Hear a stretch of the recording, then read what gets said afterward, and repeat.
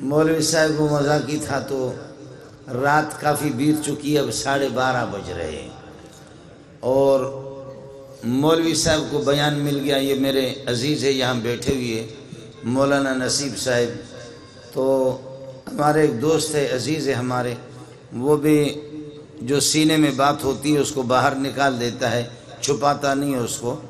تو مولوی صاحب کو جب 1:30 بجے اور 2 بجے خطیبوں نے اپنی تقریریں کی، آخر میں مولوی صاحب کو بیان دیا کہ آپ کا بیان ہے، تو اب لوگ اس طریقے پر جھوم رہے ہیں اور سوئے ہوئے۔ تو ایک آدمی نے اس قسم کا بم چھوڑا کہ خدا کی پناہ،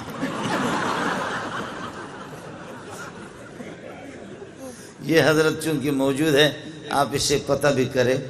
تو ایک آدمی نے وہ زبردست قسم کا بارود جب اس نے چھوڑا، بارود چھوڑنے پہ مولوی صاحب نے شروع کیا تھا نحمدہ و نصلی علی رسولہ الکریم، سامنے سے جواب آ گیا ڈر۔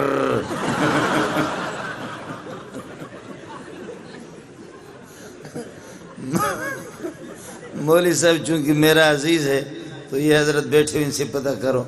تو مولوی صاحب نے کہا میں نے تقریر ابھی تک شروع نہیں کی ہے، پہلے سے تم لوگوں نے حرم بجانا شروع کیا، اس لیے مولوی صاحب کہتے ہیں مجھے لگتا یہ ہے میری تقریر آپ لوگ برداشت نہیں کر سکیں گے۔ وآخر دعوانا ان الحمدللہ رب العالمین۔ مذاق کر رہا ہوں آپ سے،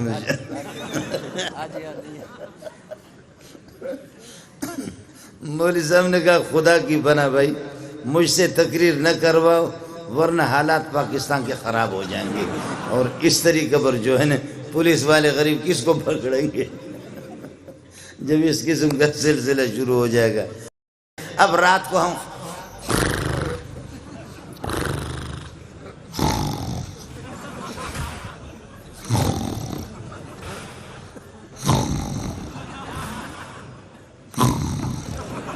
خدا کی قسم، اور وہ ایک موٹا سا، اس موٹے کو چارپائی، سندھ میں جو کوئی مہمان آتا ہے تو چارپائی بھی اس کو سلاتے، چارپائی بھی اس کو باہر سلایا گرمی کی وجہ سے۔ اب جب اس نے حرم بجانا شروع کیا تو ایک چھوٹا سا کتا جس کو ٹیپو کہتے ہیں نا، ٹیپو ٹیپو ٹیپو کتا آ کر کے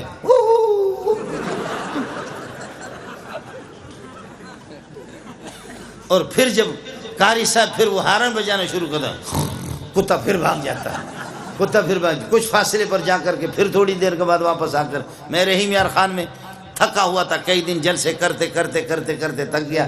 ایک موٹا سا قاری صاحب، اس کو بھی میرے کمرے میں سلائے، ایئر کنڈیشن۔ محتمم صاحب نے کہا کہ میں نے کہا یار کئی دن سے تھکا ہوں، سفر میں میں نے آرام نہیں کیا، رات کو 2 بجے 3 بجے کے ٹائم پر آرام کرو۔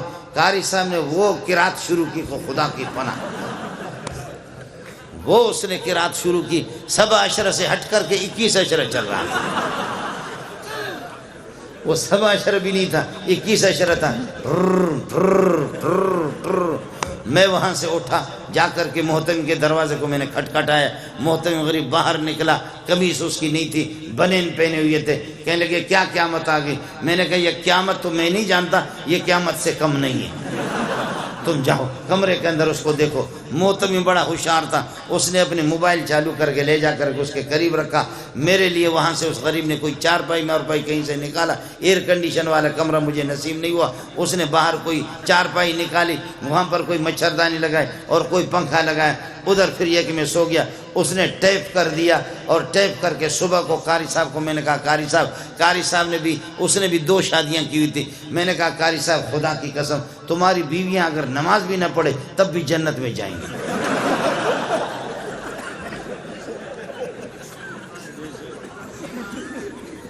میں تمہاری بیویاں تو جنتی، کہتے وہ کس طرح؟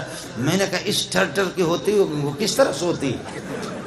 وہ بیویاں اور بچے ایسے جو تم نے ٹھر شروع کیا وہ کس طرح؟ کہتے نہیں میں کوئی ٹھر نہیں کرتا۔ محتمم نے موبائل کا بٹن لگایا، کہا یہ ہے سر، یہ آپ کی رات والی قراتیں جو آپ تہجد میں پڑھا کرتے ہیں۔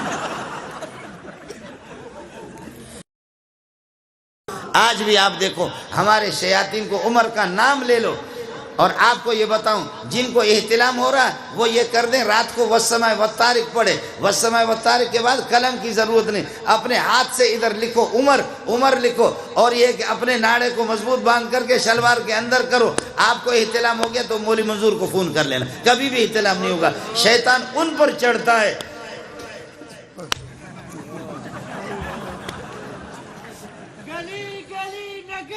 اے تو سی چھڑو ہو گیا، کر کے دیکھ لینا۔ میں برطانیہ میں نہیں رہ رہا ہوں، فرانس میں نہیں رہا ہوں، اسی ملک کے اندر رہ رہا ہوں، اسی ملک میں رہ رہا ہوں۔ ایک ظالم نے، اس خبیث نے شینو یا اینو ہاں، سمجھ میں گئے نہیں؟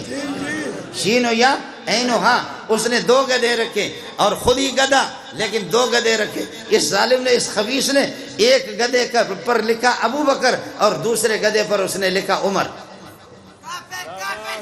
اڑے چھوڑ، دوسرے پر اس نے لکھا عمر۔ اچانک ایک دن یہ کہ ان کو کھول رہا تھا تو وہ ایک گدھے نے کس کر کے اس کے منہ پہ لات مارا اور اس میں وہ مر گیا، مردار ہو گیا، لیکن ہمارے اخبار والے ہوتے تو لکھتے کہ شہید ہو گئے، اس لیے کہ یہ بھی تو گدھا ہے، یہ کہتے شہید ہو گیا۔ تو اس کو گدھے نے منہ پہ جب مارا، امام ابو حنیفہ کو بتایا گیا، امام ابو حنیفہ رحمۃ اللہ علیہ کو بتایا گیا آپ کا ہمسایہ شینو یا اینو ہا، کس کو سمجھ میں آ گیا؟ شینو یا اینو ہا، جس نے 2 گدھے پال کر کے رکھا اور اس طرح صحابہ کی گستاخی کر کے ان پر ایک پر لکھا تھا عمر اور ایک پر ابو بکر لکھا۔ ایک گدھے نے رات کو اس کے منہ پہ ایسے اخلاص سے لات مارا ہے کہ وہ وہیں پر مردار ہو گیا، فوراً جہنم میں پہنچ گیا۔ امام ابو حنیفہ نے فرمایا میرا ایمان ہے، مجھے یقین ہے، جا کر کے پتہ کرو اس گدھے نے اس کو مارا ہوگا جس پر اس نے عمر لکھا ہے، جا کر کے پتہ کر کے معلوم کر لو کہ کس گدھے نے مارا ہے، جس پر عمر لکھا ہے اسی نے اس کو یہ کہ مارا ہوگا۔ چنانچہ لوگ گئے، معلوم ہو گیا کہ جی ہاں اسی گدھے نے مارا کہ جس پر اس نے عمر لکھا تھا۔ کاش کہ عمر زندہ ہوتا تو تمہاری کھال اتار دیتا۔ نیند تو نہیں آ رہی؟ فرمایا کہ عمر، اور حدیث میں آتا ہے کہ جس وقت اذان ہوتی ہے تو شیطان یہ کہ بھاگ جاتا ہے، یا پھر وَلَهُ زُرَاتٌ، شیطان ٹیٹ مارتا ہے، تپختہ کے سوائے تیزونا، یہ حدیث ہے، یہ بخاری ہے، یہ مسلم ہے، یہ میرے نبی کا ارشاد ہے۔